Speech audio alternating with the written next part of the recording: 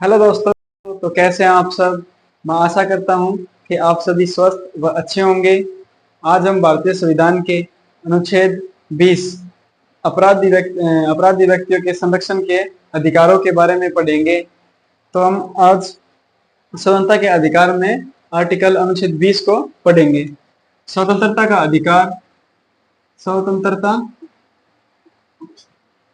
का अधिकार अधिकार के अंतर्गत आज हम अनुच्छेद आर्टिकल 20 को पढ़ेंगे, जिसके अंतर्गत बताया गया है अपराधी व्यक्तियों के अपराधों के आरोपी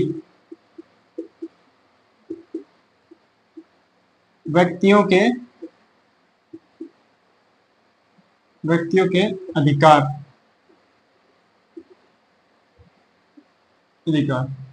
देखिए, भारतीय संविधान में अपराधी के आरोपी व्यक्तियों को भी अधिकार दिया गया है, क्योंकि हमारा न्यायालय मानता है कि जब तक किसी व्यक्ति को न्यायालय दंडित नहीं कर देता है तब तक उसको आरोपी नहीं माना जाएगा, तब तक उसको सामान्य मनुष्य की तरह समझा जाएगा। तो आर्टिकल अनुच्छेद 20 के 1 में बताया गया है, जिसमें बताया गया है कि जो भूतलक्षी विधि होंगी, यानी कि भूतलक्षी विधियों से संरक्षण दिया गया है, जिसे इंग्लिश में हम प्रोटेक्शन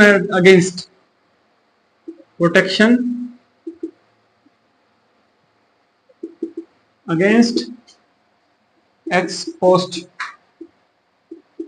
फैक्टो लॉ आ गया है। हिंदी में भूतलक्षी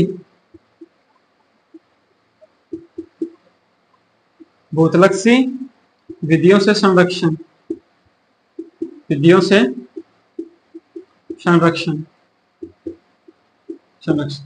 देखिए, समझिए कि इसके अंदर बताया गया है कि भारत में किसी भी व्यक्ति को, चाहे उसने किसी भी विधि का उल्लंघन किया हो, तो उसको पहले की विधियों के आधार पर दंडित नहीं किया जाएगा।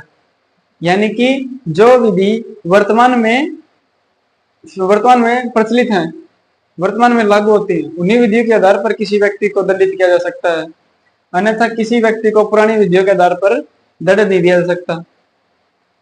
तो it gives protection against ex post facto law. ये हमारा भारतीय संविधान का अनुच्छेद 20 सब क्लॉज 1 के अंतर्गत बताया गया है। इसी के अंतर्गत हमारा क्लोज 2 हमें बताता है कि प्रोटेक्शन अगेंस्ट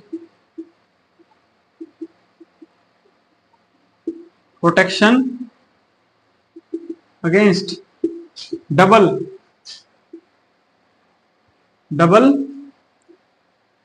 जियोपार्डी,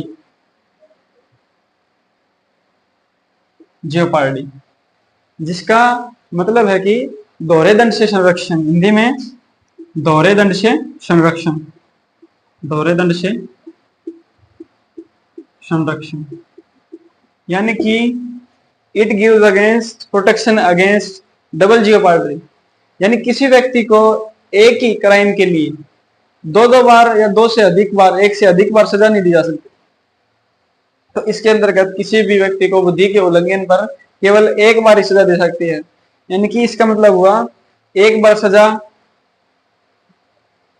एक बार अपराध के लिए एक बार सजा। देखिए, उदाहरण की तरह समझिए, आज के आधुनिक युग में आपने सुना होगा कि साइबर क्राइम बहुत ज्यादा बढ़ गए हैं।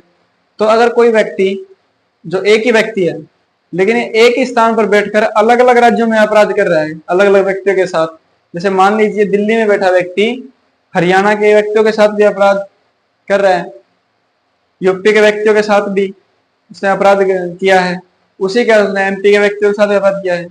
तो इसका मतलब जो उसको दंडित किया जाएगा, तो अलग अलग हाईकोर्ट्स में दंडित नहीं किया जाएगा, उन सभी को मर्ज कर दिया जाएगा और एक निश्चित दंड दिया जाएगा। यानी कि उसे अलग अलग हाईकोर्ट्स में दंड नहीं दिया जा सकता, केवल एक ही दंड दिया जा सकता है। एक बार के अपराध के लिए एक ही दंड दिया जा सकता है। अच्छा, इसके अंतर्गत इस दंड में न्यायिक और प्रशासनिक दंड अलग अलग है, यानी न्यायिक और प्रशासनिक दंड दिया जा सकता है। जैसे न्यायिक दंड हो सकता है कि जेल की सजा दे सकते हैं, जुर्माना लगा सकते हैं। प्रशासनिक दंड हो सकता है कि हम उसे नौकरी से बर्खास्त कर सकते हैं या फिर उस पद से बर्खास्त कर सकते हैं जिस पर वो बना हुआ था। तो इस प्रकार जो प्रशासनिक और न्यायिक दंड है वो उन दोनों में अंतर है। तो ये हमें दोहरे दंड से संरक्षण प्रदान करता है। उसी के साथ इसका जो तीसरा पार्ट है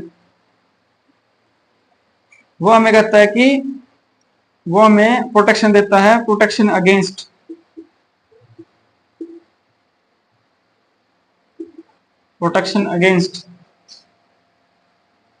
सेल्फ इंक्रिमिनेशन।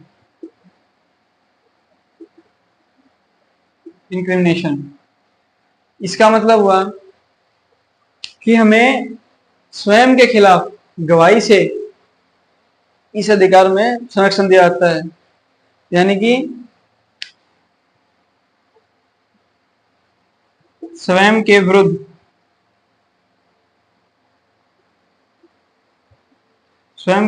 गवाही से संरक्षण। ये हमारा अनुच्छेद 20 कंप्लीट हुआ अपराधों के आरोपी व्यक्तियों के अधिकार में। अच्छा, इसको समझिए, it gives protection against self incrimination.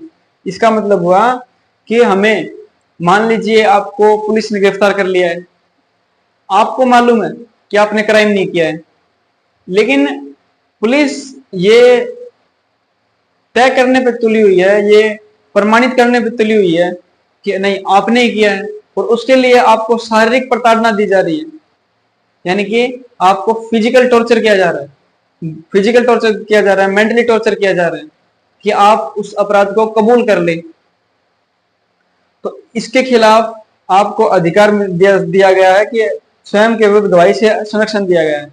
तो आप ऐसी स्थिति में क्या कर सकते हैं? तो आप ऐसी स्थिति में पुलिस के सामने चाहे बेशक से अपने अपराध को कबूल कर सकते हैं कि हाँ मैंने किया है, उससे आप फिजिकल टॉर्चर से बच जाएंगे। और आर्टिकल 21-22 में हम पढ़ेंगे आगे कि 24 घंटे के अंतर्गत किसी भी अपराधी को जिले के डिस्ट्रिक्ट मजिस्ट्रेट के पास प्रस्तुत करना होता है, वहां मना कर सकते हैं, वहां पुलिस की शिकायत कर सकते हैं, बता करके कि आर्टिकल 20 के क्लोज 3 के आधार पर स्वयं के प्रति गवाही से संरक्षण दिया गया, यानी प्रोटेक्शन अगेंस्ट सेल्फ इंक्रिमिनेशन। आप बता सकते हैं कि पुलिस ने आपको जबरदस्ती कोई भी बयान दिलवाया है।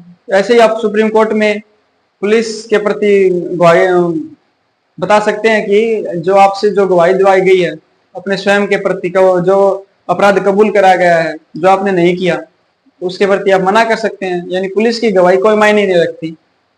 तो हमें ये प्रोटेक्शन अगेंस्ट सेल्फ इंक्रिमिनेशन भारतीय संविधान के अनुच्छेद 20 के क्लोज 3 के अंतर्गत दिया गया है।